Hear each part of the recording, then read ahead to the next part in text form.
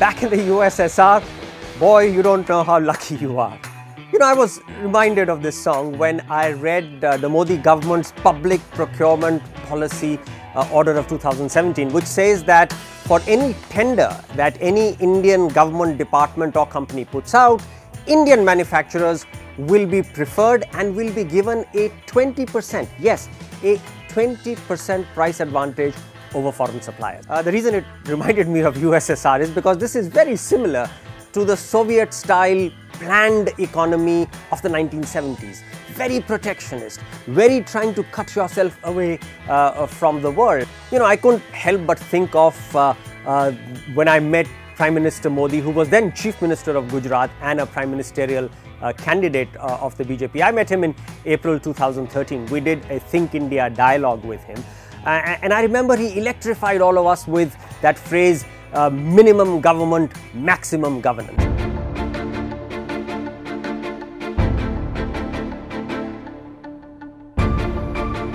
Unfortunately, the slogan has gotten transformed in the last 43 months to maximum government, maximum economic status. So can the Prime Minister do something in 2018? Can he make a few New Year resolutions which can repair the kind of interventionist, state-controlled economy that we have become in the last 43 months?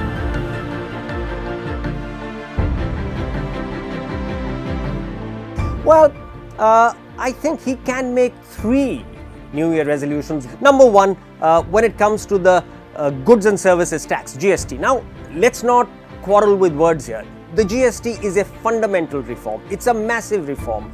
But some of the features that have been introduced, which actually lead to a lot of intervention and a lot of problems for people, those should be done away with. There is something called the National Anti-Profiteering Authority. Can you believe it?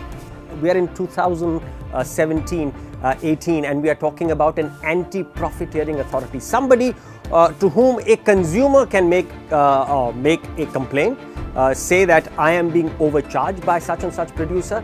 The government will have the right to go in and check the books of accounts of that person, and hold on, if the government finds that there is actually been profiteering, then it can order that the profiteered amount is returned to the buyer with an 18% penalty. Can you believe this? Can you believe this is about free markets and well-regulated competitive markets? So really, this anachronism called the National Anti-Profiteering Authority should be simply disbanded.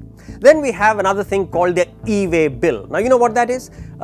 If you buy or sell anything worth more than 50,000 rupees, yes, as small an amount as 50,000 rupees, then you have to generate an e-way bill, which will then track in real time the movement of that purchased commodity or product within the city limits, across city limits, across states.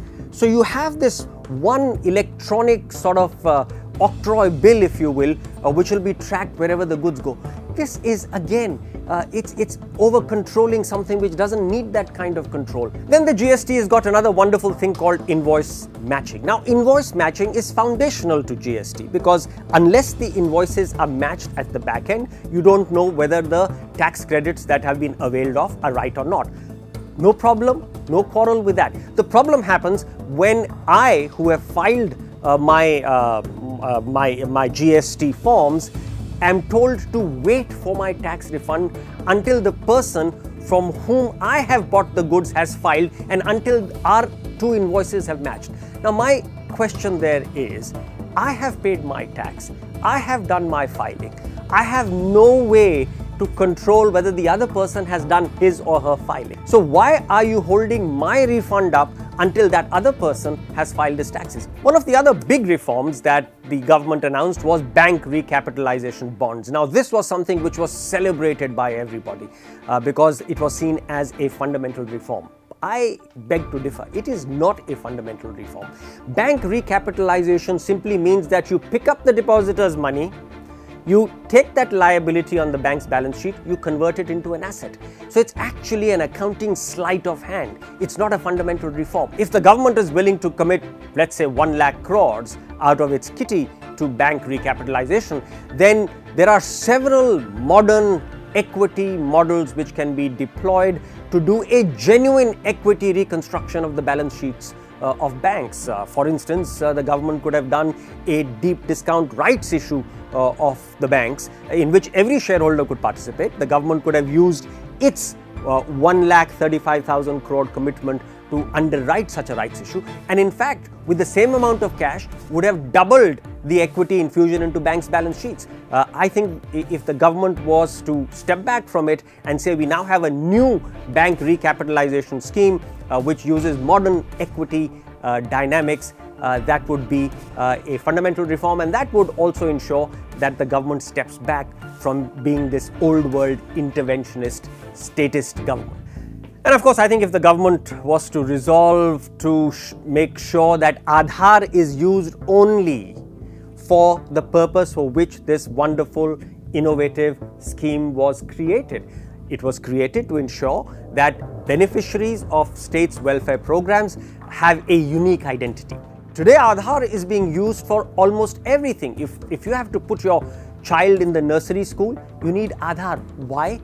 If you are an HIV patient, you have to register with the National AIDS Control Organization. You need Aadhaar. Why? Why is the state trying to track what I do, where I spend, where I send my child to school, what is my health problem? This is intrusion on an astronomical scale into the private lives of individuals.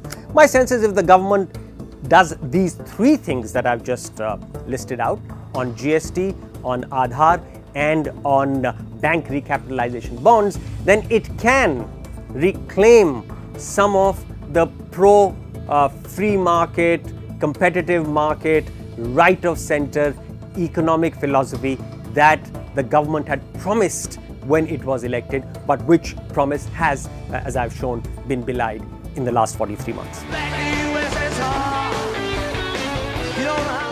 And you know, in the end, I'm just reminded of the Beatles song all over again, because if this government doesn't do the kind of economic resolutions for 2018 that I've talked about, then the song will pretty much be back in the USSR, boy, you don't know how unlucky you are.